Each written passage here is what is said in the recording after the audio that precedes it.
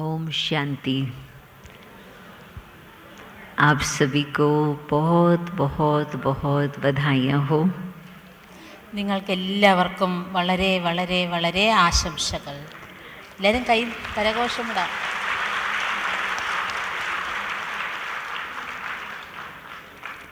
अपनी बीना बहन और मीना बहन, परंतु कितने नाम लेवे, सभी ने इतना सुंदर कल से लेकर सेलिब्रेशन किया है.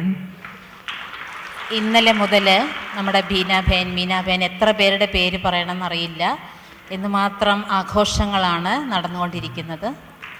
स्थान भी बहुत सुंदर, सबका श्रृंगार भी ऊपर बैठे हुए सम्मान वाले उनका भी श्रृंगार बहुत सुंदर. സ്ഥലവും നല്ല സ്ഥലമാണ്. മുകളിൽ എല്ലാവരെയും സമ്മാൻ സമാരോഹത്തിൻ്റെ ഭാഗമായിട്ട് അലങ്കരിച്ചിരുത്തിയിരിക്കുന്നു. എത്ര സുന്ദരമാണ് ഈ ദൃശ്യം കാണാൻ. कल की सभा भी बहुत ही विशेष थी. ऐसे सब स्वामी जी आकर के लास्ट तक बैठ कर के सुनते रहे, देखते रहे. ഇന്നലത്തെ സഭയും വളരെ സുന്ദരമായ സഭയായിരുന്നു. സ്വാമിജിമാരും ഇരുന്നു അവസാനം വരെ ഇരുന്ന് കേൾക്കുകയും അവരുടെ ആശീർവചനങ്ങൾ തരികയും ചെയ്തിരുന്നു. तो ब्राह्मणों की सहयोग की जो शक्ति है वो बहुत ही सुंदर कार्यक्रम कर सकती. ബ്രാഹ്മണരുടെ യോഗശക്തി വളരെ സുന്ദരമായ കാര്യങ്ങൾ ചെയ്യാൻ സാധിക്കും. और न सिर्फ एक कार्यक्रम के लिए मैं कह रही, परंतु संगम युग का ही सारा जो महोत्सव चल रहा है, मुझे लगता है उसकी संपन्नता होंगी तो बाबा के सब बच्चे भी अपनी संपन्न स्थिति को प्राप्त करेंगे. ഒരു കാര്യം മാത്രമല്ല, സംഗമയുഗത്തിൽ എന്തെല്ലാം കാര്യങ്ങൾ അല്ലെങ്കിൽ ആഘോഷങ്ങൾ നടക്കുന്നോ എല്ലാ കാര്യവും സമ്പന്നമാകുമ്പോൾ ബാബയുടെ മക്കളും സമ്പന്നതയിലെത്തും. संगम युग के दिन बहुत फास्ट बीतते जा रहे हैं. സംഗമയുഗം വളരെ വേഗതയോടുകൂടി കടന്നുപോയിക്കൊണ്ടിരിക്കുകയാണ്. और अभी बाकी बिल्कुल कुछ चंद घड़ियाँ रही हुई है. ഇനി വളരെ അല്പസമയം മാത്രമേ ബാക്കിയുള്ളൂ. और इस थोड़े से समय में क्या हम बाबा को कह सकते कि हाँ हम अवश्य ही संपन्न बनेंगे? ഇനിയുള്ള അല്പസ്വല്പ സമയത്തിൽ നമുക്ക് ബാബയോട് പറയാൻ സാധിക്കുമോ, ബാബ ഞാൻ സമ്പന്നമാകും എന്ന്? कौन समझता है कि हाँ बाबा बाबा हम ज़रूर संपन्न बनेंगे? हाँ ബാബ ഞാൻ തീർച്ചയായും സമ്പന്നമാകും എന്ന് മനസ്സിലാക്കുന്നവരൊന്ന് കൈ ഉയർത്തി കാണിച്ചേ. बहुत सुंदर सीन है, बाबा को बहुत पसंद आ रहा है. വളരെ സുന്ദരമായ ദൃശ്യം ബാബയ്ക്ക് വളരെയധികം ഇഷ്ടപ്പെട്ടു വരുന്നുണ്ട്. क्योंकि बाबा न केवल हमें पावन बना रहे हैं, परंतु बाबा तो हमें विश्व महाराजन बना रहे. ബാബ നമ്മളെ പാവനമാക്കുകയല്ല, അതുമാത്രമല്ല വിശ്വമഹാരാജാവുമാക്കുകയാണ്. जिन्होंने स्वराज को प्राप्त किया उन्होंने बाबा के दिल को जीत लिया और वो तो विश्व के मालिक बन ही जाएंगे. സ്വരാജ്യം നേടിയവർ ബാബയുടെ മനസ്സിനെ ജയിച്ചു, അവർ വിശ്വരാജ്യം നേടും. और अभी बाकी भी जो बाबा की मुरलियाँ चल रही है हम देख रहे हैं, बाबा चाहते हैं कि बिल्कुल हम अपनी संपूर्ण स्थिति को प्राप्त करें. ബാബയുടെ മുരളി എന്താണോ ഇപ്പോൾ നടന്നുകൊണ്ടിരിക്കുന്നത് നമ്മൾ കാണുന്നുകൊണ്ട് ഇപ്പം സമയവും പൂർത്തിയായിക്കൊണ്ടിരിക്കുകയാണ്. इस अनुसार बाबा कभी किस गुण को, किस शक्ति को भिन्न भिन्न प्रकार से हमें अंडरलाइन कर रहे हैं. ഈ സാഹചര്യത്തിൽ നമ്മൾ ഏത് ഗുണം, ഏത് ശക്തി സമയാസമയം നമ്മൾ ജീവിതത്തിൽ കൊണ്ടുവരണം. तो ऐसे नहीं कि बाबा अपना माइंड चेंज कर रहा है. कभी कहता है पवित्रता सबसे अधिक इम्पोर्टेंट है, कभी बाबा कहता है मधुरता सबसे अधिक इम्पोर्टेंट है, कभी नम्रता. ബാബ നമ്മുടെ മനസ്സിനെ മാറ്റുകയല്ല. ചിലപ്പോൾ ബാബ പവിത്രതയാണ് മുഖ്യമെന്ന് പറയും, ചിലപ്പോൾ ബാബ പറയും വിനയതയാണ് വളരെ മുഖ്യമെന്ന് പറയും. ഇങ്ങനെ ബാബ സമയാസമയം ഓരോ ഗുണങ്ങൾക്കും മുഖ്യത്വം കൊടുക്കുന്നുണ്ട്. बाबा हाईलाइट कर रहे हैं कि एक एक बात पर अवश्य ध्यान दे करके अपनी संपूर्णता को प्राप्त करेंगे. അത് ബാബ ഹൈലൈറ്റ് ചെയ്യുകയാണ്. ഓരോ ഗുണങ്ങളും ധാരണ ചെയ്ത് നമ്മൾ നമ്മുടെ സമ്പന്നതയിലെത്തണം. जब संपूर्ण चंद्रमा को देखते हैं कितना सुंदर लगता. പൂർണ്ണചന്ദ്രനെ കാണുമ്പോൾ എത്ര സുന്ദരമാണ്. एक दिन पहले एक दिन बाद वो चेंज हो जाता. ഒരു ദിവസം ശേഷം, ഒരു ദിവസം മുന്നേ, ഒരു ദിവസം കഴിഞ്ഞാലും മാറ്റങ്ങൾ വരുന്നുണ്ട് അതിൽ. और वो शोभा नहीं रहती जितनी वो संपन्नता की. സമ്പന്നതയുടെ ശോഭ പിന്നീട് ഉണ്ടാകുന്നില്ല. यदि हम चाहते हैं कि हम सतयुग में शुरुआत में ही आए, जबकि बिल्कुल सतो प्रधान संसार होगा, आत्मा प्रकृति संबंध सब सतो प्रधान होंगे. നമ്മൾ സത്യുഗത്തിൻ്റെ ആരംഭത്തിൽ വരണം. അപ്പോൾ എല്ലാം സത്വപ്രധാനമായിരിക്കും. ആത്മാവ്, പ്രകൃതി ഇവയെല്ലാം സത്വപ്രധാനമായിരിക്കും. तो अभी संगम युग में ही हमें वो संस्कार इमर्ज करने होंगे. അപ്പോൾ സംഗമയുഗത്തിൽ വേണം നമ്മൾ ആ സംസ്കാരം ഇമർജ് ചെയ്യാനായി. ऊपर में कोई संस्कार परिवर्तन नहीं होते. മുകളിൽ പോയിട്ടൊന്നും സംസ്കാര പരിവർത്തനം നടക്കില്ല.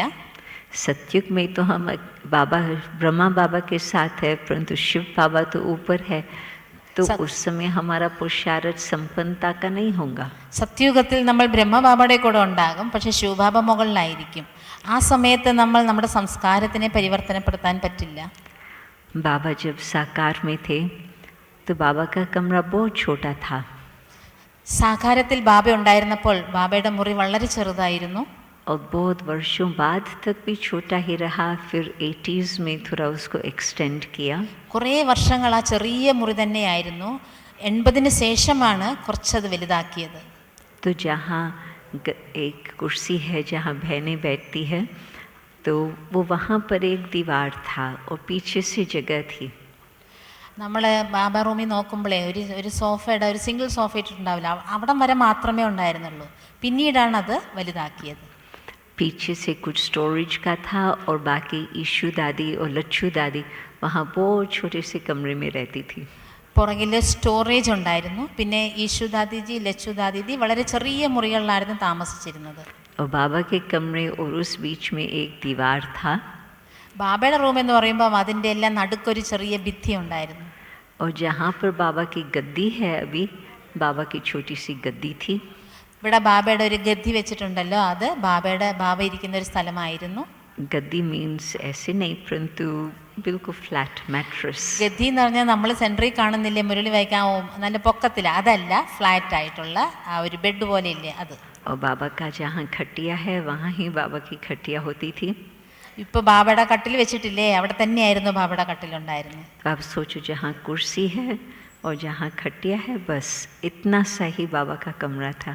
ഒന്ന് ചിന്തിച്ചു നോക്കൂ, ബാബയുടെ മുറി എത്ര ചെറുതായിരുന്നു. എവിടെ സോഫയുണ്ട്, എവിടെ കട്ടിലുണ്ട്, ആ ഒരു അത്രയും സ്ഥലമേ ബാബയുടെ ഉണ്ടായിരുന്നുള്ളൂ. आप सोचो विश्व महाराजन बिल्कुल नारायण नंबर 1 एम्परर बनने वाले, और संगम युग में बिल्कुल छोटा सा स्थान. ഒന്ന് ചിന്തിച്ചു നോക്കൂ, വിശ്വ മഹാരാജനാകാൻ പോകുന്നു, നമ്പർ 1 ചക്രവർത്തിയാകാൻ പോകുന്നു, പക്ഷേ സംഗമത്തിൽ എത്ര ചെറിയ മുറിയിലാണ് താമസിച്ചിരുന്നത്. और इतनी जगह थी जो बस बाकी एक छोटा सा टेबल और 2 कुर्सियाँ, जहाँ पर दीदी मनमोहिनी और बाबा भोजन करते थे.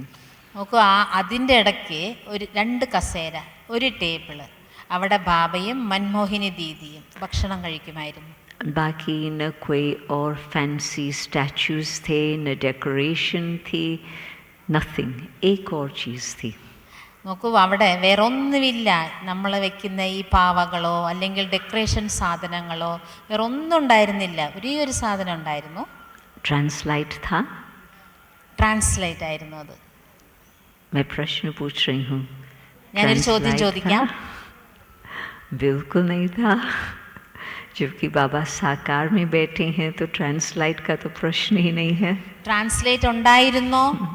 ഇല്ല, ഒട്ടുമേ ഇല്ലായിരുന്നു. കാരണം ബാബ സാകാരത്തിലുള്ളപ്പോൾ അതിൻ്റെ ആവശ്യം വരുന്നില്ല. बाकी एक और चीज़ बहुत ही बाबा के लिए इम्पोर्टेंट थी. ബാക്കി ഒരു സാധനം ബാബയ്ക്ക് വളരെ മുഖ്യമായിരുന്നു. बिल्कुल इतना छोटा सा टेबल था जो जब बाबा गद्दी पर बैठते थे वहाँ बाजू में ही था. ചെറിയൊരു ടേബിള് ബാബ ഗദ്ദിയിലിരിക്കും, അത് അടുത്തായിരുന്നു ആ ടേബിള്. और टेबल के ऊपर एक थर्मोमीटर था.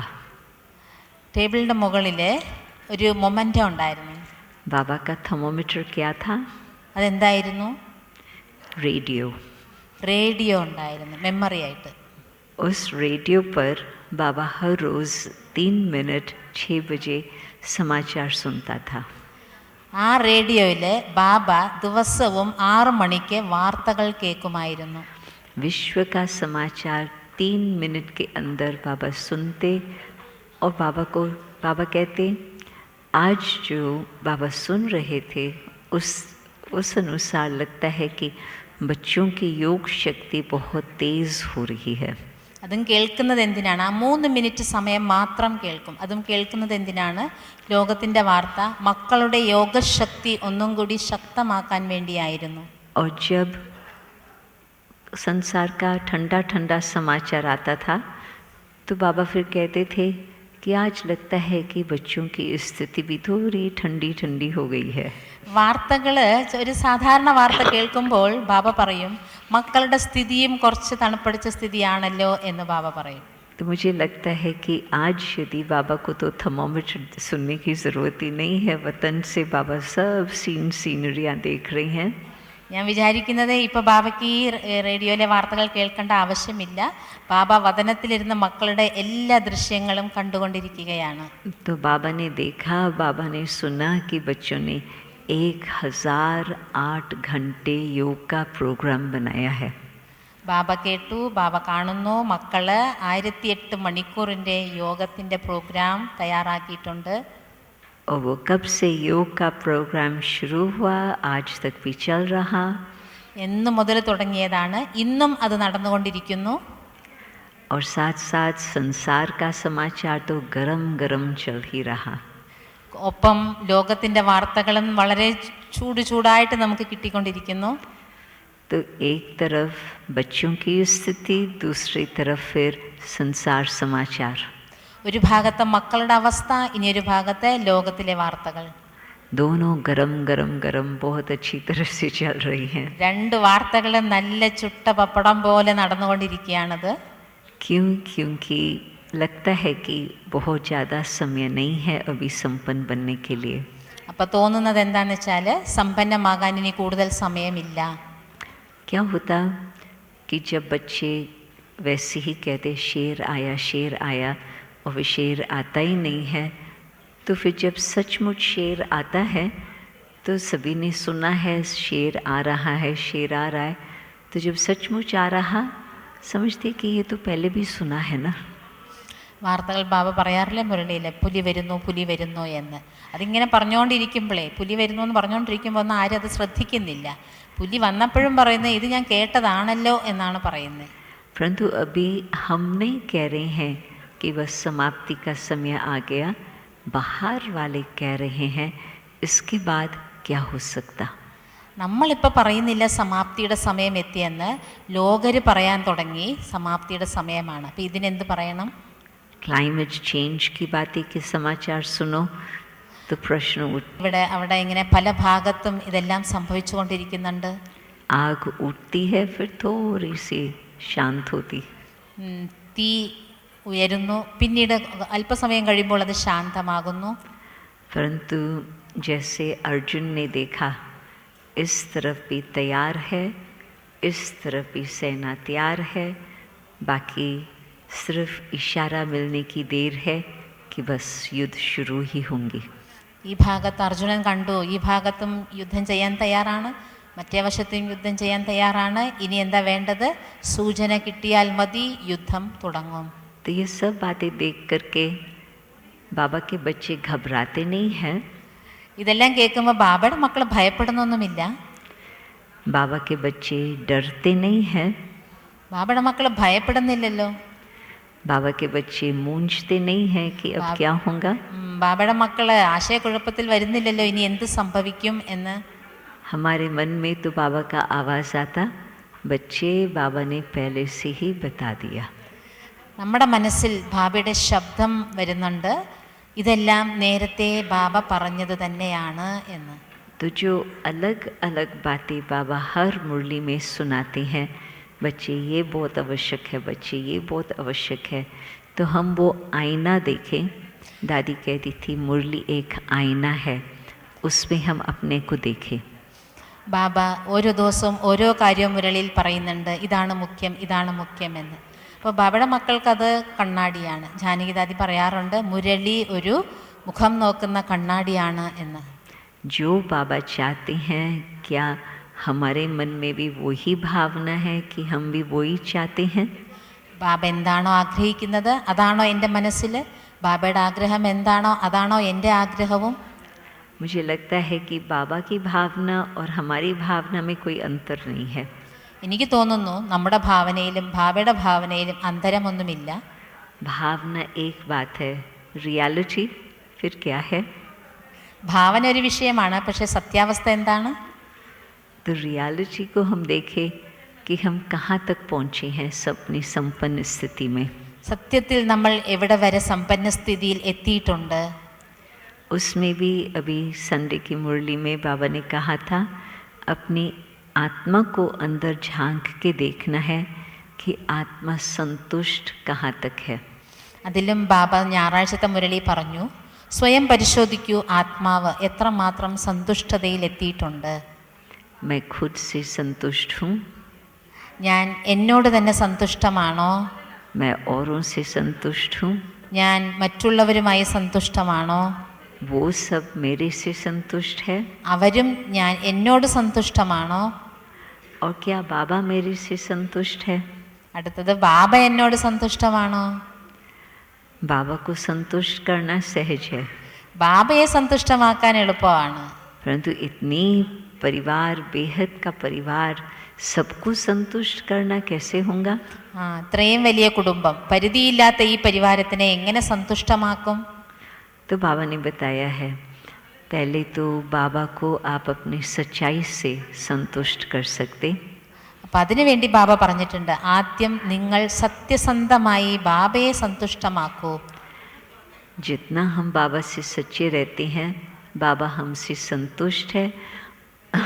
നമ്മൾ എത്രത്തോളം സത്യസന്ധമായിരിക്കുന്നോ അത്രയും ബാബ നമ്മളോട് സന്തുഷ്ടമാണ്. और हम भी कहेंगे कि हाँ, बाबा ने मुझे सब कुछ दिया तो मैं बिल्कुल संतुष्ट हूँ. അപ്പം നമ്മളും പറയും, ബാബ എനിക്ക് എല്ലാം തന്നിട്ടുണ്ട്, അപ്പം ഞാൻ പൂർണ്ണമായും സന്തുഷ്ടമാണ്. मुझे लगता है कि बाबा ने हर आत्मा को, अपने बच्चों को बहुत अच्छी तरह से संभाला है, चाहे स्थूल चाहे सूक्ष्म, बाबा ने सब कुछ दिया है. എനിക്ക് തോന്നുന്നത് ബാബ തൻ്റെ എല്ലാ മക്കളെയും സ്ഥൂലത്തിലാണെങ്കിലും സൂക്ഷ്മത്തിലാണെങ്കിലും എല്ലാം തന്നിട്ടുണ്ട്. എല്ലാ തരത്തിലും ബാബ സന്തുഷ്ടമായി വെച്ചിട്ടുണ്ട്. दादी एक अपनी कहानी सुनाती थी. ദാദി തൻ്റെ ഒരു കഥ പറയുമായിരുന്നു. मम्मा ने शरीर त्याग किया था तो सब दादियाँ वहाँ आबू में थी. മമ്മ ശരീരം ത്യാഗം ചെയ്തപ്പോൾ എല്ലാ ദാദിമാരും അബുവിലുണ്ടായിരുന്നു. और बाबा के कमरे के बिल्कुल नेक्स्ट कमरा जो आगे है, जो आज का फिर पहले दादियों का रिसेप्शन कमरा बन गया था, वो कमरा था मम्मा का कमरा. ബാബയുടെ റൂമിൻ്റെ അടുത്തൊരു റൂം ഉണ്ടായിരുന്നു. അത് നേരത്തെ അത് റിസപ്ഷൻ റൂമായിരുന്നു. അവിടെ അതിൻ്റെ അടുത്തായിരുന്നു മമ്മയുടെ റൂം. और मम्मा के कमरे के बाद दीदी का कमरा, മമ്മയുടെ മുറിക്ക് അടുത്തത് ദീദിയുടെ മുറി, और फिर दादी जी का मीटिंग रूम. പിന്നെ ദാദിജിയുടെ മീറ്റിംഗ് റൂം. परंतु ये तुरंत जैसे ही मम्मा का कार्यक्रम हुआ, फिर बाबा ने दादी जानकी को कहा कि तुम इस कमरे में थोड़े दिन रहना. മമ്മയുടെ ശരീരത്യാഗം കഴിഞ്ഞിട്ട് കാര്യങ്ങളെല്ലാം കഴിഞ്ഞപ്പം ബ്രഹ്മ ബാബ ജാനകി ദാദിയോട് പറഞ്ഞു, ഇനി നീ ഈ റൂമിൽ താമസിക്കണം കുറച്ച് ദിവസത്തിനെന്ന് പറഞ്ഞു. तो शाम का समय था, दादी बाहर कमरे के आगे बैठी थी और बाबा अपने कमरे से निकल के वहाँ से पास कर रहे थे. വൈകുന്നേര സമയമായിരുന്നു. ദാദി മുറിയുടെ വെളിയിലിരിക്കുമായിരുന്നു. അപ്പം ബ്രഹ്മ ബാബ തൻ്റെ റൂമിൽ നിന്നും പുറത്തേക്ക് ഇങ്ങനെ നടന്നു വരികയായിരുന്നു ആ മുറിയുടെ വഴി കൂടെ. तो बाबा ने दादी से पूछा, बच्ची कुछ चाहिए? ബാബ ചോദിച്ചു, മോളെ എന്തെങ്കിലും ആവശ്യമുണ്ടോ?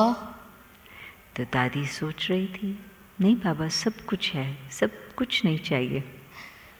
അപ്പോൾ ദാദി പറഞ്ഞു, ബാബ എല്ലാം ഉണ്ട്, എനിക്കിനി ഒന്നും വേണ്ട. फिर बाबा ने प्रश्न पूछा, बच्ची कुछ चाहिए? വീണ്ടും ബാബ ചോദിച്ചു, മോളെ എന്തെങ്കിലും ആവശ്യമുണ്ടോ? फिर दादी ने बाबा को कहा, बाबा क्या आपने अपने जेब में कुछ छुपा के रखा है अभी तक जो नहीं दिया है? അപ്പോൾ ദാദി ചോദിച്ചു, ബാബ തൻ്റെ പോക്കറ്റിലെ ജോബിൽ എന്തെങ്കിലും വെച്ചിട്ടുണ്ടോ, ഇതുവരെ തരാത്ത സാധനം എന്തെങ്കിലും വെച്ചിട്ടുണ്ടോ എന്ന് ചോദിച്ചു. तो बाबा हंस पड़े और फिर आगे बढ़े. ബാബ ചിരിച്ചിട്ട് മുന്നോട്ട് നീങ്ങി.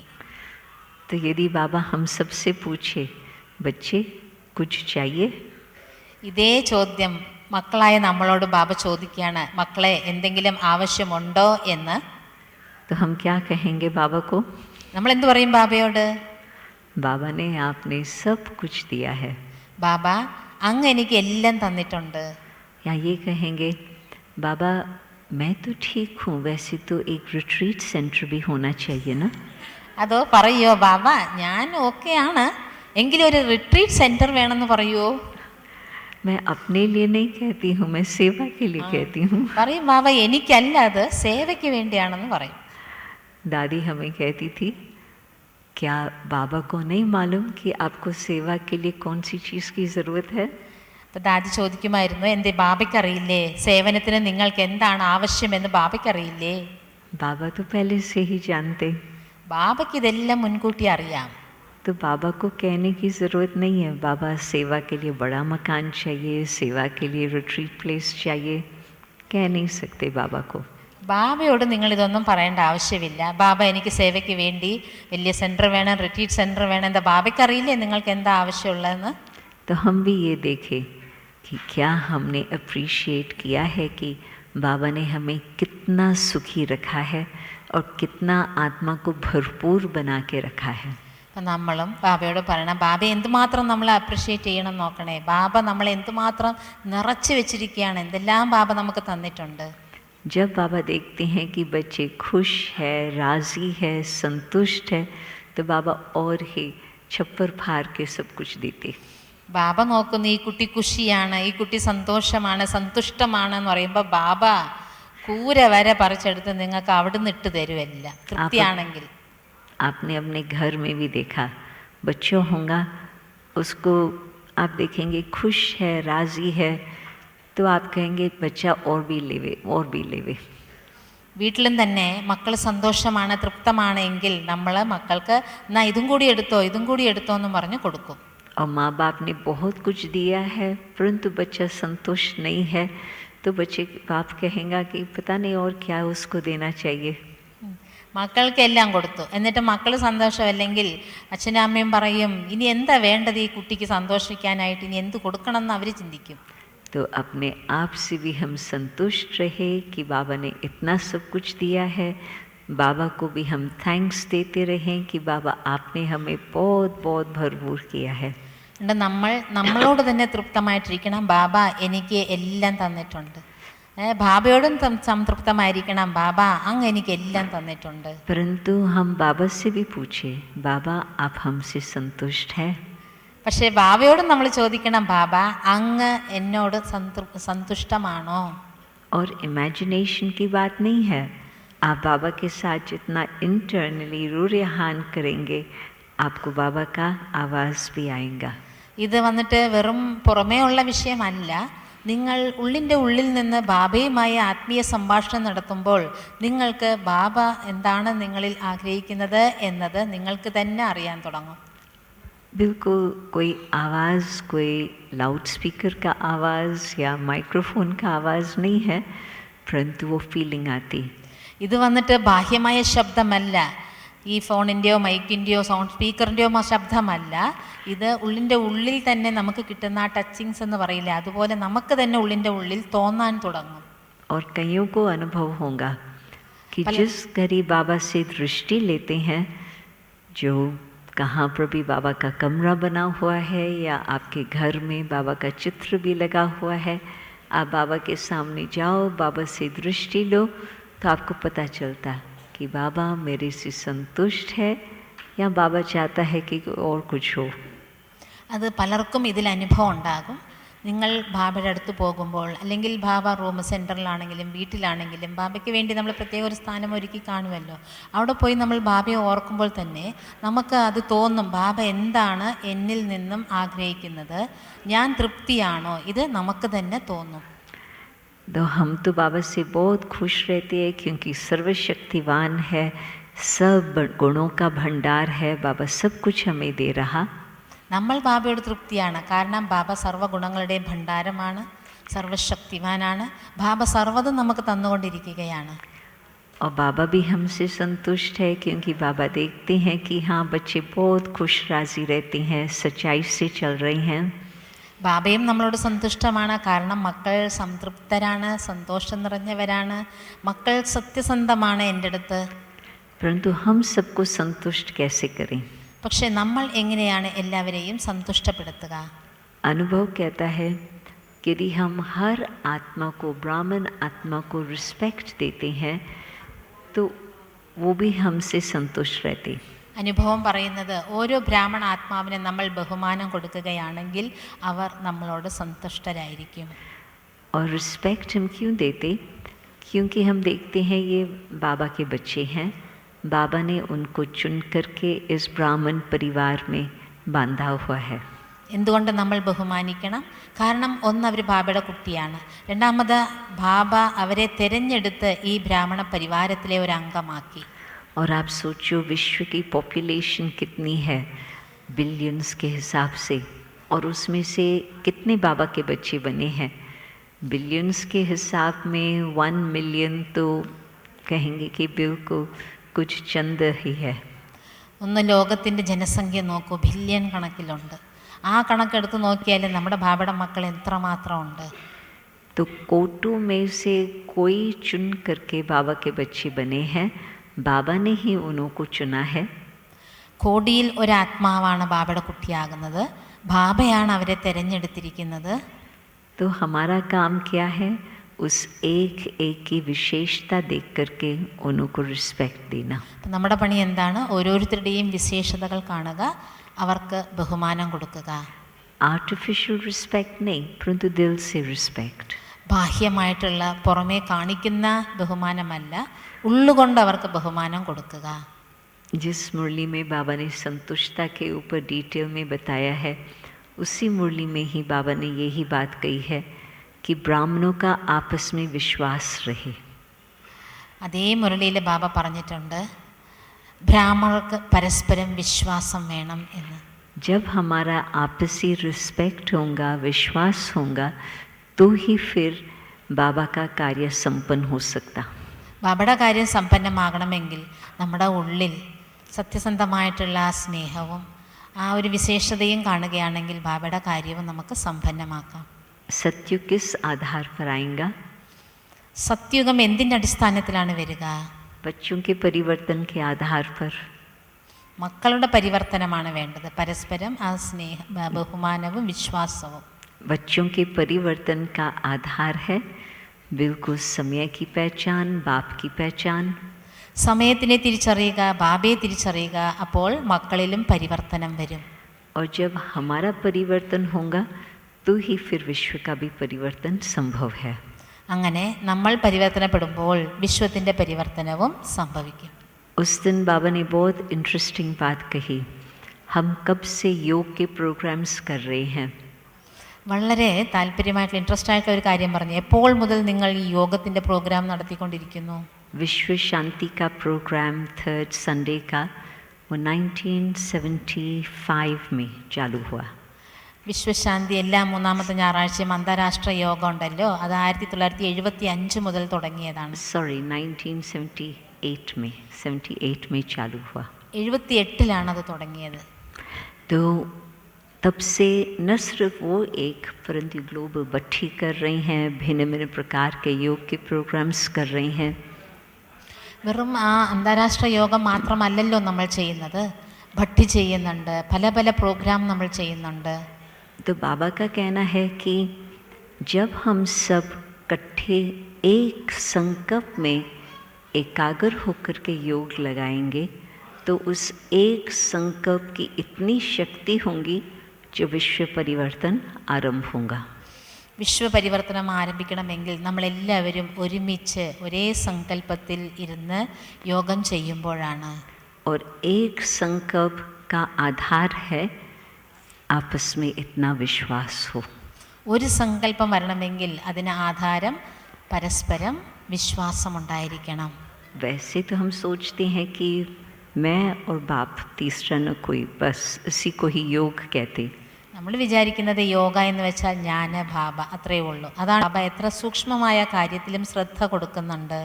हम सब का एक संकल्प का आधार आपस में विश्वास. നമ്മുടെ സങ്കല്പം ഒന്നാകണമെങ്കിൽ, നമ്മുടെ എല്ലാ സങ്കല്പം ഒന്നാകണമെങ്കിൽ പരസ്പരം വിശ്വാസം വേണം. क्यों? क्योंकि यदि वो विश्वास नहीं होता तो व्यर्थ संकल्प चलते. വിശ്വാസം വന്നില്ല എങ്കിൽ ഇല്ലെങ്കിൽ വ്യർത്ഥ സങ്കല്പങ്ങളാണ് നടന്നുകൊണ്ടിരിക്കുക. और जहाँ पर व्यर्थ संकल्प है, हम कितना भी कोशिश करें कि हम एक टिक होकर के एक की याद में बैठे, वो नहीं होगा. വിശ്വാസമില്ലാത്തത് വരെയ്ക്കും നമ്മളെല്ലാവരും ഒരേ സങ്കല്പത്തിൽ ഒരേ സ്ഥിതിയിൽ ഇരിക്കണമെന്ന് വിചാരിച്ചാൽ അത് നടക്കില്ല. तो हमारा निराकारी योग नहीं है बस मैं और बाबा अकेले. നമ്മുടെ യോഗ നിരാകാര യോഗമല്ല, ഞാൻ ബാബ, വേറെ ആരുമില്ല. അത് മാത്രമല്ല നമ്മുടെ യോഗം. सतयुग में कोई निराकारी स्थिति नहीं होगी. സത്യയുഗത്തിൽ നിരാകാര സ്ഥിതി ഉണ്ടാകില്ലല്ലോ. सतयुग में पारिवारिक स्थिति होंगी. സത്യയുഗത്തിൽ പരിവാരം എന്ന സ്ഥിതിയാണ് ഉണ്ടാകുക. जो हम कहते हैं एक राज्य होगा, उसमें भी कोई उस तरह का कलयुगी गवर्नेंस नहीं होंगी, परंतु जैसे माँ बाप होती हैं, माई बाप, लक्ष्मी नारायण को कहेंगे ही माई बाप. സത്യയുഗത്തിലെ രാജ്യം എന്ന് വെച്ചാൽ കലിയുഗത്തിലെ പോലെ ഭരണം വേറെ അല്ലെങ്കിൽ കുടുംബം വേറെയല്ല. രാജാവ് തന്നെ ആരായിരിക്കും? അമ്മ, അച്ഛൻ, ലക്ഷ്മി നാരായണൻ നമ്മുടെ മാതാപിതാവിനെ പോലെയാണ് അവിടെ. तो राज्य भी परिवार के हिसाब से, धर्म भी आपस में जो व्यवहार होगा, धारणा होंगी, एक ही परिवार के हिसाब से. രാജ്യവും ഒരു കുടുംബം പോലെയാണ്, പരസ്പരം ബന്ധവും ഒരു കുടുംബം പോലെയാണ്. ധാരണയുടെ അടിസ്ഥാനത്തിലാണ്, ധാർമ്മികമായ അടിസ്ഥാനത്തിലാണ്. तो एक राज एक धर्म की स्थापना का आधार है. ഒരു രാജ്യം അതിൻ്റെ ആധാരം जब हम एक परिवार के रीति से आपस में उस विश्वास से चलेंगे. ഇവിടെ നമ്മൾ ഒരു പരിവാരം എന്ന് പരസ്പരം വിശ്വാസത്തിൽ നടക്കണം. तो आप सोचो कि बाबा हमें बिल्कुल संपन्न जब बनाने चाहते हैं, उसमें हर प्रकार की सब्जेक्ट आ जाती. അപ്പോൾ ബാബ നമ്മളെ സമ്പന്നമാക്കാൻ ആഗ്രഹിക്കുന്നെങ്കിൽ അതിൽ ഓരോ വിഷയവും അടങ്ങിയിട്ടുണ്ട്. तो संतुष्टता धारण करना मीन्स ज्ञानी योगी धारणा युक्त आत्मा बनना. സന്തുഷ്ടമാകുക എന്ന് വെച്ചാൽ ജ്ഞാനി, യോഗി, ധാരണയുക്ത ആത്മാവാകുക. परंतु साथ ही साथ जब हमारा आपस में संतुष्टता का संबंध होगा, तो ही फिर सहयोग का भी लेन देन होकर के बाबा का बाप बहुत बड़ा कार्य कर सकेंगे. സന്തുഷ്ടതയ്ക്ക് ആധാരം പരസ്പരം നമ്മൾ നമ്മുടെ കാര്യങ്ങൾ കൊടുക്കൽ വാങ്ങൽ ചെയ്യുമ്പോൾ ബാബയുടെ വലിയ കാര്യവും നമ്മൾക്ക് സമ്പന്നമാക്കാൻ സാധിക്കും.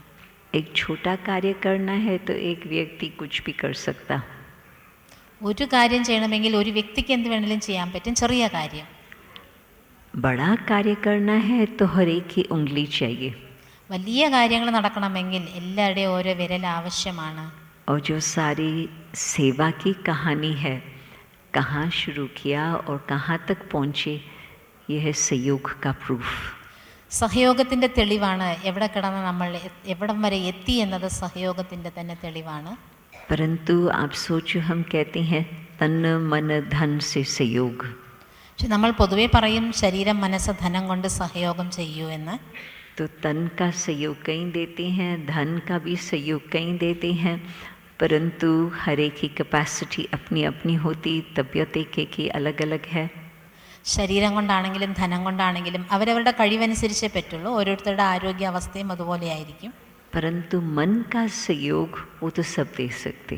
പക്ഷേ മനസ്സുകൊണ്ടുള്ള സഹയോഗം അത് എല്ലാവർക്കും ചെയ്യാൻ സാധിക്കുമല്ലോ. कोई भी कार्य होता, उसमें पहले तो सबका मन का सहयोग चाहिए. ഏതൊരു കാര്യത്തിനും ആദ്യം വേണ്ടത് എല്ലാവരുടെയും മനസ്സിൻ്റെ സഹയോഗമാണ്. और उसमें यदि एक का भी कम सहयोग कहें या एक का भी कुछ और ऑपोजिट कुछ संकल्प है, तो उस कार्य में कुछ न कुछ विघ्न आता रहेगा. ഒരുമിച്ചുള്ള കാര്യത്തിൽ ഒരാളുടെ സങ്കല്പമെങ്കിലും കുറച്ച് അങ്ങനെയോ ഇങ്ങനെയോ ആയാൽ ആ കാര്യത്തിൽ അതിൻ്റെ എഫക്റ്റ് ഉണ്ടായിരിക്കും. तभी कई बार बाबा कहते हैं, आप भी हर एक के लिए गुड विशेस रखो, परंतु आप अपने दिल से उन्हों को दुआएं लो, परंतु उन्हों से भी आप दुआएं लो. दुआएं दो और लो.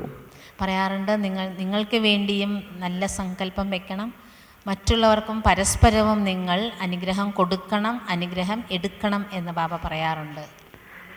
तो इतना बड़ा सहयोग अथवा संतुष्टता का आधार ही है सत्य की दुनिया की स्थापना के कार्य में.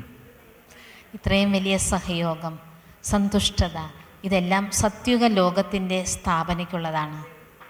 और आज के जीवन के पुरुषार्थ में भी मैंने देखा है, जहाँ आत्मा संतुष्ट है वहाँ पर धारणा बहुत सहज हो जाती. ഇന്നത്തെ കാലത്ത് ഞാൻ മനസ്സിലാക്കിയിരിക്കുന്നത് ഏതാത്മാവാണോ സന്തുഷ്ടത അവരുടെ ധാരണയും നല്ലതായിരിക്കും. आत्मा यदि संतुष्ट नहीं है तो उसके मुख से कुछ कड़वा शब्द भी निकलेगा, कुछ उसके प्रति गिलानी भी निकलेंगी. സംതൃപ്തമല്ല എങ്കിൽ കയ്പ് വാക്കുകൾ വരും, ഇല്ലെങ്കിൽ നിന്ദിക്കുന്ന വാക്കുകൾ വരും. और यदि मेरे मुख से कुछ कड़वा शब्द निकल रहा है, उसका कारण क्या? എൻ്റെ വായിൽ നിന്നും കടുത്ത വാക്കുകൾ അല്ലെങ്കിൽ കയ്പുള്ള വാക്കുകൾ വരുന്നു എങ്കിൽ അതിന് കാരണം എന്താണ്? कोई न कोई बात के कारण मैंने दुख लिया हुआ है. എന്തെങ്കിലും കാരണം കൊണ്ട് ഞാൻ ദുഃഖമെടുത്തിട്ടുണ്ട്. और दुख हम क्यों लेते हैं? എന്തിനാ നമ്മൾ ദുഃഖമെടുക്കുന്നത്?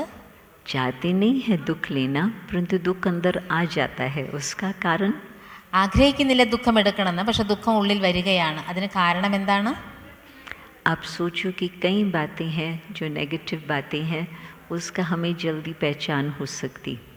പല കാര്യങ്ങളും നെഗറ്റീവായിട്ടുള്ള പല കാര്യങ്ങളുണ്ടെങ്കിൽ പെട്ടെന്ന് നമുക്കത് തിരിച്ചറിയാൻ സാധിക്കും. क्रोध तो बिल्कुल स्पष्ट है. ക്രോധം വളരെ വ്യക്തമാണ്. काम की चेष्टा का भी पता चलता है खुद को. കാമത്തിൻ്റെ ചേഷ്ടതയുണ്ടെങ്കിലും അത് സ്വയം തിരിച്ചറിയാൻ സാധിക്കും.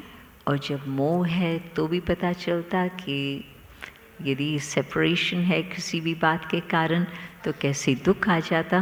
മോഹം ഉണ്ടെങ്കിൽ അറിയാൻ പറ്റും, ഏതെങ്കിലും വ്യക്തികളിൽ മോഹം ഉണ്ടെങ്കിൽ അതറിയാം, അതും ദുഃഖം വരും നമുക്ക്.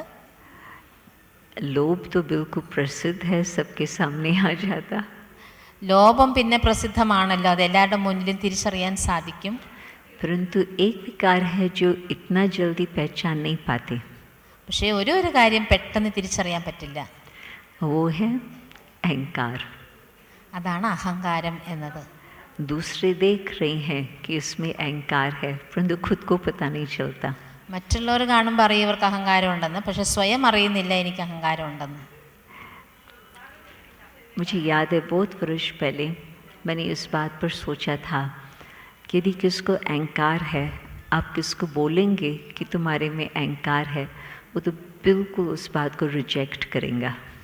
എനിക്ക് അനുഭവമുണ്ട്. കുറേ വർഷം മുന്നേ അഹങ്കാരമുള്ളിടത്ത് നിങ്ങൾക്ക് അഹങ്കാരം ഉണ്ടെന്ന് പറഞ്ഞപ്പോൾ അവരൊരിക്കലും അത് അംഗീകരിക്കില്ല. അത് परंतु उसका रिएक्शन ही एक अहंकार का होगा, नहीं ऐसी बात नहीं हो सकती, मेरे में नहीं है. പ്രതികരിക്കുമ്പോഴും അവർ അഹങ്കാരത്തോടു കൂടിയാണ് പ്രതികരിക്കുക. അങ്ങനെയൊന്നുമല്ല, എനിക്കത് അങ്ങനെയൊന്നും ഇല്ലയെന്ന് അഹങ്കാരത്തോടു കൂടിയാണ് പ്രതികരിക്കുക. परंतु उसके रूप से ही पता चलता कि हाँ ये अहंकार का ही रूप है. പക്ഷേ രൂപം കാണുമ്പോൾ അറിയാൻ പറ്റും ഇത് അഹങ്കാരത്തിൻ്റെ രൂപമാണ് എന്ന്. तो हमने दादी को कहा था, दादी आप इसको समझा नहीं सकते हो. അപ്പോൾ ദാദിയോട് പറഞ്ഞു, ദാദി ഇവർക്ക് മനസ്സിലാക്കി കൊടുക്കാൻ പറ്റില്ല. दादी ने कहा अहंकार किसको समझाने से नहीं वो समझते. ദാദിയും പറഞ്ഞു, ശരിയാണ്, അഹങ്കാരം ഉണ്ട് എന്ന് ആർക്കെങ്കിലും പറഞ്ഞ് മനസ്സിലാക്കി കൊടുത്താലും അവരത് മനസ്സിലാക്കില്ല. तो दादी से उसके बारे में ज़्यादा बातचीत नहीं चली, परंतु उसी सीज़न में ही बाबा ने, अव्यक्त बाबा ने एक बहुत क्लियर निशानी बताई अहंकार की, जो खुद को हम समझ सके. ദാദിയോട് പിന്നെ അതിനെക്കുറിച്ച് കൂടുതൽ സംസാരിക്കാനൊന്നും പറ്റിയില്ല. പക്ഷെ അതേ വർഷം അവ്യക്ത ബാബ് ദാദ മുരളിയിൽ പറഞ്ഞായിരുന്നു അഹങ്കാരം സ്വയം എങ്ങനെ തിരിച്ചറിയാൻ പറ്റും എന്ന്. दादी ने कहा, बाबा ने कहा, यदि कोई बात सामने आती है उससे मुझे दुख महसूस होता, या किसने कुछ बात कही उससे मुझे दुख महसूस होता, यह है अहंकार की निशानी. അഹങ്കാരത്തിൻ്റെ അടയാളമാണ്. എന്തെങ്കിലും ഒന്ന് സംഭവിക്കുന്നു, ആരെങ്കിലും എന്തെങ്കിലും പറയുന്നു, എനിക്ക് ദുഃഖം അനുഭവപ്പെട്ടാൽ അത് അഹങ്കാരത്തിൻ്റെ അടയാളമാണ്. हम सोचते हैं ऐसी बात हो और हो जाती है ऐसी, तो उसमें हम ये सोचते कि मैंने ऐसे कहा था ना, ऐसे क्यों हुआ, ये है निशानी. അടയാളം എന്താണെന്ന് വെച്ചാൽ സംഭവം നടക്കുമ്പോൾ ഞാൻ ഇങ്ങനെയല്ലേ പറഞ്ഞത്, പിന്നെന്താ ഇങ്ങനെ സംഭവിച്ചത്, ഇതാണ് അഹങ്കാരത്തിൻ്റെ അടയാളം. या किसने मुझे कुछ ऐसे बोला और मुझे उसमें उसका अपमान लगा, तो वो जो दुख आया अहंकार की निशानी. ആരെങ്കിലും എന്നെ എന്തെങ്കിലും പറഞ്ഞു, അതിലൂടെ എനിക്ക് അപമാനമുണ്ടായി, എനിക്ക് ദുഃഖമുണ്ടായി, അത് അഹങ്കാരമാണ്. तो ये जबकि हम बिल्कुल अपने संपन्न स्टेज के नज़दीक जाते हैं, अभी हम पहुँचे, तो हम ये देखें कि कौन सी बातें हैं जिससे हम अपने को समझ करके और आगे बढ़ें. സമ്പന്നതയിലേക്ക് എത്തിക്കൊണ്ടിരിക്കുന്ന നമ്മൾ സ്വയം പരിശോധിക്കണം, അതുപോലെ എന്തൊക്കെ കാര്യങ്ങളുണ്ട് ഞാൻ സമ്പന്നതയിൽ എത്താനായി എന്ന്. तो आप सोचो हमको अपने बुद्धि को कितना क्लीन और क्लियर रखना होगा. അപ്പോൾ നമ്മുടെ ബുദ്ധിയെ നമ്മൾ ക്ലിയർ ആക്കി വെക്കേണ്ടതായിട്ടുണ്ട്. क्लीन तो ठीक है, कोई भी विकार का असर न हो. ക്ലീൻ ശരിയാണ്, വികാരങ്ങളുടെ ഒരു എഫക്റ്റ്, ഒരു ബാധിപ്പും എനിക്കുണ്ടാകരുത്. और बाबा की मुरलियों में बहुत बहुत डिटेल में एक बात बाबा ने समझाई है विकारों के कनेक्शन से. ബാബയുടെ മുരളിയിൽ ഓരോ വികാരത്തിനെക്കുറിച്ചും ബാബ പറഞ്ഞിട്ടുണ്ട്, ഓരോ വികാരത്തിനും തമ്മിലുള്ള ബന്ധം ബാബ പറഞ്ഞിട്ടുണ്ട്. इनफैक्ट मैं कहेंगी कोई एक भी आप अव्यक्त मुरली उठाओ, उस एक मुरली को भी आप ध्यान पर रख करके प्रैक्टिस करो, आपका बहुत अच्छी तरह से बुद्धि क्लीन हो जाएंगी. ഒരേ ഒരു അവ്യക്ത മുരളി നിങ്ങൾ പഠിച്ചിട്ട് അത് ഒരെണ്ണം ധാരണ ചെയ്യൂ.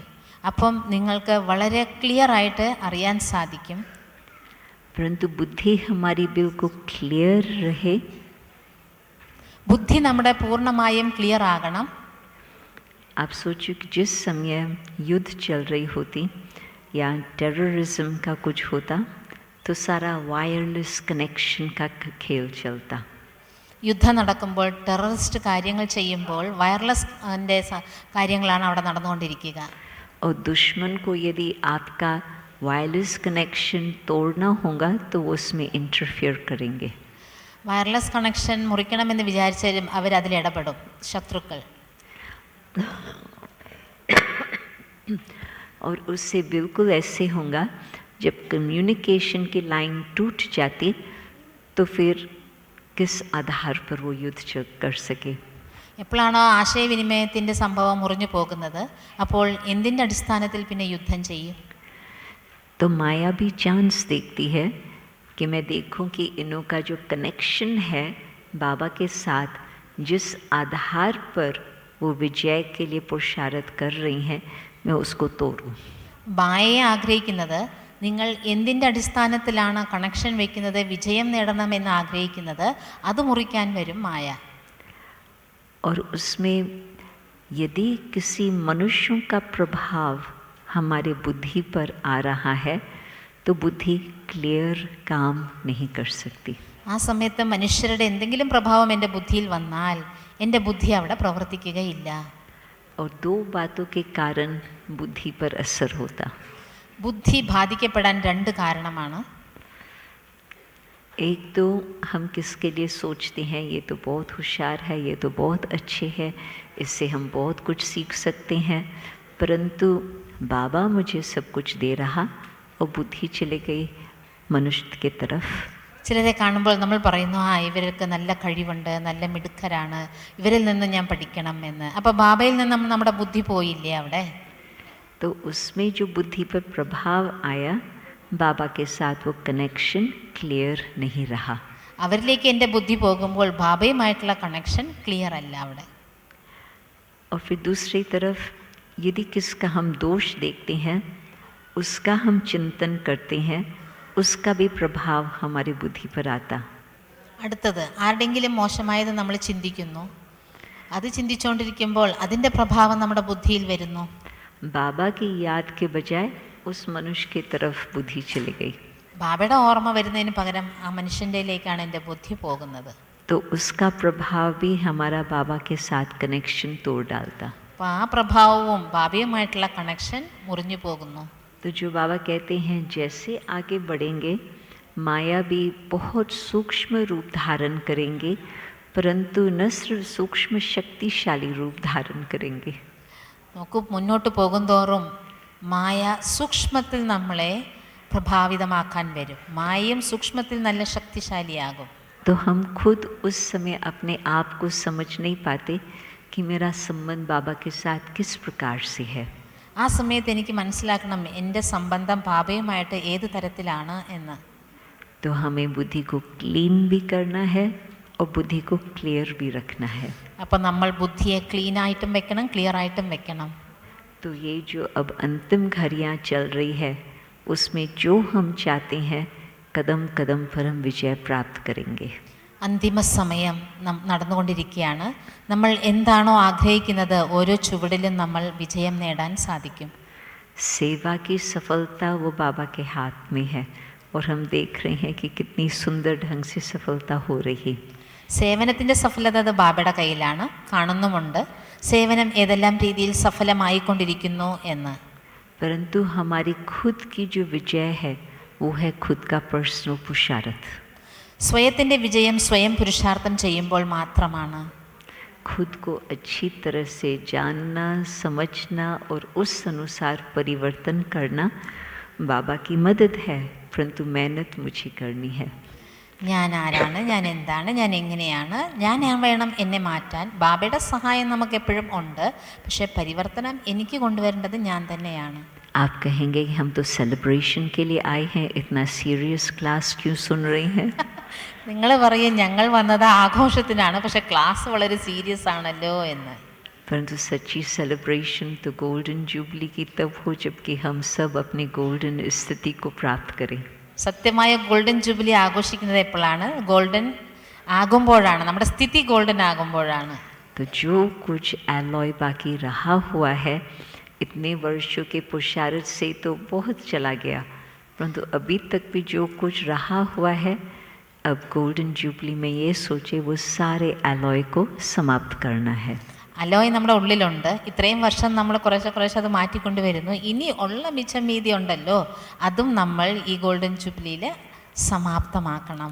तो हम सच्ची रीति से गोल्डन जुबली मना सकेंगे और बाबा को वो गिफ्ट देंगे. അപ്പോഴേ നമ്മൾ സത്യമായ രീതിയിൽ ഗോൾഡൻ ജൂബിലി ആഘോഷിക്കാൻ പറ്റുള്ളൂ, ബാബയ്ക്കും നമ്മൾ ഗിഫ്റ്റ് കൊടുക്കാൻ സാധിക്കുള്ളൂ. जो विदेशी आते हैं भारत में वो एक नाम भारत के लिए रखते हैं, कहते हैं कि भारत है गिफ्ट कल्चर. ഭാരതം ഗിഫ്റ്റിൻ്റെ കൾച്ചറാണെന്ന് പറയാറുണ്ട്. വിദേശികൾ വരുമ്പോൾ ഭാരതവാസികൾക്ക് ഗിഫ്റ്റ് വയ്ക്കുന്നത്, ഭാരതം ഗിഫ്റ്റ് കൊടുക്കുന്ന ഒരു നാടാണെന്ന് പറയും. विदेश में इतना गिफ्ट कल्चर नहीं होता. चलो हाँ, कोई क्रिसमस है, कोई न्यू ईयर है, इस बर्थडे है तो कुछ गिफ्ट का लेन देन होता. വിദേശത്ത് ഇത്രയും ഗിഫ്റ്റ് കൊടുക്കുന്ന പരിപാടിയൊന്നുമില്ല. ക്രിസ്മസ് വരും, ന്യൂ ഇയർ വരും, ആരുടെങ്കിലും പിറന്നാൾ വരുമ്പോൾ കൊടുക്കും. ഇത്രയും ഗിഫ്റ്റ് കൊടുക്കുന്ന സമ്പ്രദായമൊന്നും അവിടെ ഇല്ല. परंतु वो जब भारत में आते देखते कदम कदम पर गिफ्ट मिलती. ഭാരതത്തിൽ വരുമ്പോൾ ഓരോ ചുവടിലും ഗിഫ്റ്റ് കിട്ടിക്കൊണ്ടേയിരിക്കുന്നു.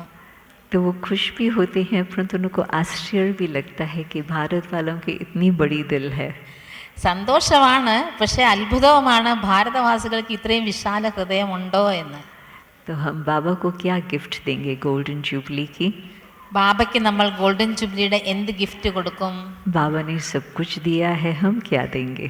ബാബ നമുക്കെല്ലാം തന്നു, ഇനി നമ്മൾ എന്ത് കൊടുക്കും ബാബയ്ക്ക്? बाबा तो क्या, दादियों ने भी कितना सब कुछ दिया. ബാബയ്ക്കല്ല, ദാദിമാരും ബാബയ്ക്ക് എല്ലാം കൊടുത്തില്ലേ? ദാദിമാർക്കും കൊടുത്തല്ലോ ബാബ.